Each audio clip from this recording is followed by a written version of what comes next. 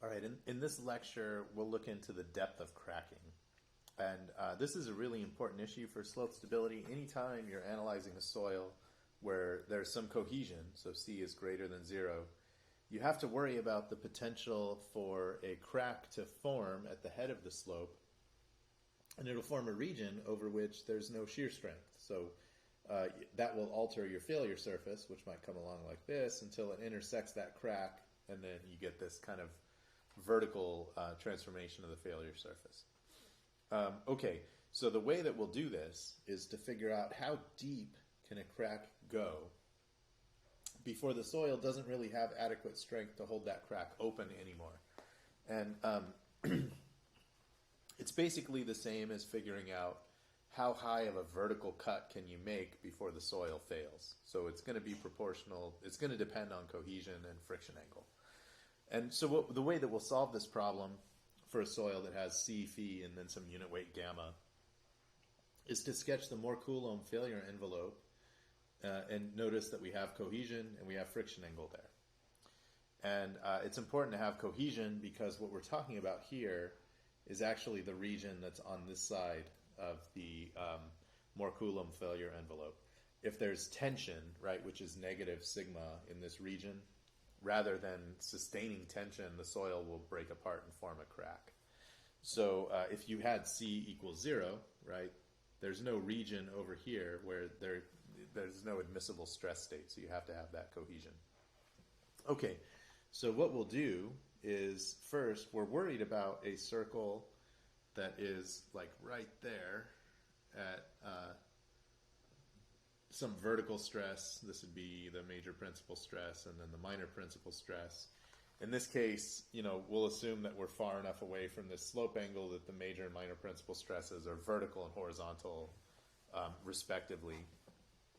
And right at the bottom of the crack, that's the point where you're transitioning from this tension zone right here to the compression zone right there. And so right when the horizontal stress is equal to 0, that's exactly at the bottom of the crack depth. That means that you can't go deeper without there being some horizontal stress that's positive. And you can't have horizontal positive stress unless the crack is closed. On the other hand, if you go higher than that, you get negative horizontal stress or negative sigma 3, which is tension, and that means that instead of tension, it will just split apart. So what we end up with is a triangle that we can solve that goes here, and then here, and then of course along the bottom here. Okay, and so there's multiple components to this circle. You have right there, this is going to be sigma 1 minus sigma 3 over 2. And in this case, it becomes very simple because sigma 3 is equal to 0, and sigma 1 is equal to gamma times the depth of cracking, Z sub CR. So this term right here just becomes gamma Z CR over 2. Okay, and then we have another part. I'm going to draw little extension lines down here. This one is going to be sigma 1 plus sigma 3 over 2, right? It's the average. The center of the circle is the average, which in this case happens to be exactly the same as the radius of the circle since sigma 3 happens to be 0. So this is also gamma ZCR over 2. And then we have one more little region right here. This one is C over tangent of phi. And I've done that just by solving this little, maybe I'll draw it in red, there's a little sub-right triangle in here that you can solve to get that C over tan phi term. So now what we end up with is the sine of phi prime. I'm going to do total stresses. You could always put phi prime if you're doing an effective stress analysis and you have C prime and phi prime. But anyway, sine of phi is equal to the opposite over the hypotenuse, right? So you'd get gamma z CR over 2 divided by C over tangent of phi plus gamma z CR over 2. And then you can multiply both the top and bottom by 2, so you get gamma times z CR divided by 2c over tangent phi plus gamma z CR. And then you can bring this bottom, whoops, did the wrong thing there, wrong tool. This bottom part can be brought over there and multiplied by sine phi. So a little bit more algebra here. 2c sine phi over tangent phi plus gamma z CR sine phi is equal to gamma z CR. Notice that, of course, we can further simplify. Tangent of phi is just sine over cosine. So this becomes 2c cosine phi and is equal to gamma z CR times 1 minus sine phi. And so now we can solve for the depth of cracking. Z CR is equal to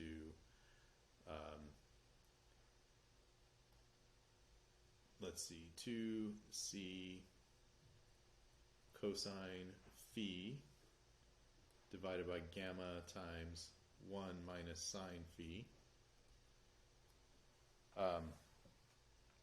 Okay, and then there is a trig identity that you can use where the cosine squared phi is equal to 1 minus sine squared phi, right? We would have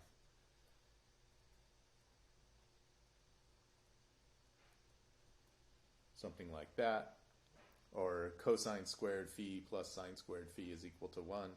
So you can substitute that into there, and you get ZCR is equal to, well, and then this is also equal to 1 minus sine phi times 1 plus sine phi, right? So a little algebra to go along with that.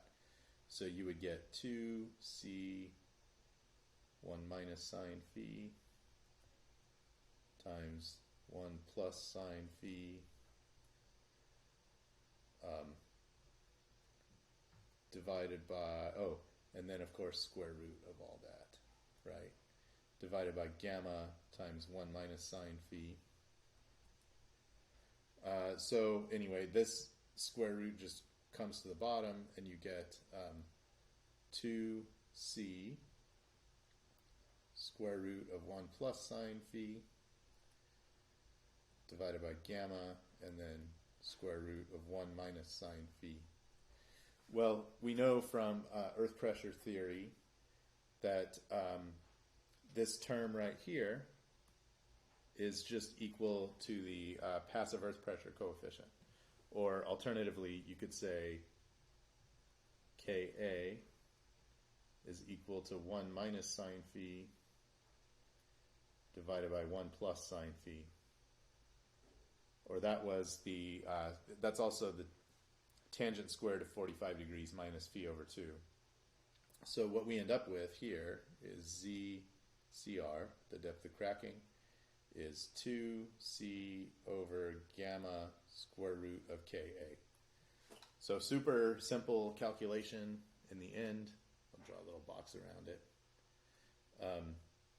Okay, now one more thing that I would like to talk about with respect to depth of cracking, something I alluded to in a previous video.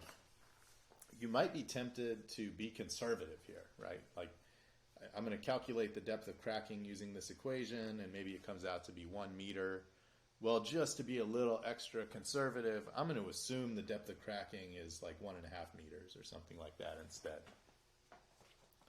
Well, if you try to be conservative in assigning the depth of cracking, what you'll find is something a little counterintuitive. You're actually going to be unconservative. So if you overestimate the depth of cracking, you will also overestimate the factor of safety. So if you were to make a plot of, let's say, here, factor of safety, F versus, say, the depth of cracking that you happen to assign to a particular problem, okay, it's going to have a shape that looks like this. And the minimum value right there is going to be 2c over gamma square root of Ka. So it probably makes sense why there's this descending part of the curve, right? If you underestimate the depth of cracking, that means you're relying on strength from soil that might not have any strength up there. So it makes sense that that would be an unconservative assumption. But what's up with this part? Why does this start going back up again as the depth of cracking continues to increase? Well, the reason is simple. If you had the full failure envelope, it would come up here and you would have this little triangular wedge that is actually contributing some driving moment to your problem. And so those, you have a reduction in the zone that's contributing to shear strength, but you also have a reduction in the zone that's contributing to the driving moment.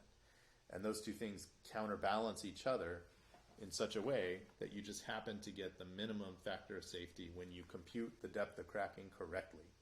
So I would argue that you should always compute depth of cracking using this equation, and this would be whatever C, phi, and gamma you're using in your analysis, right? So it has to be compatible with the parameters that you've assigned to your soil, and then put the depth of cracking over that width.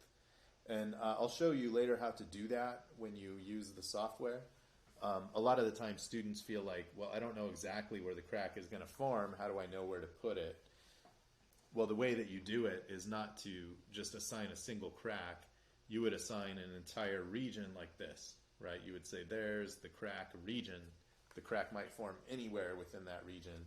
And so when it tries a slip circle that goes like that, it will stop right there and go up. If it tries a slip circle that goes like this, it'll go to there and go up. So you're just telling it this is the zone where a crack might form. And you can tell it whether it's a water-filled crack or a dry crack using the software.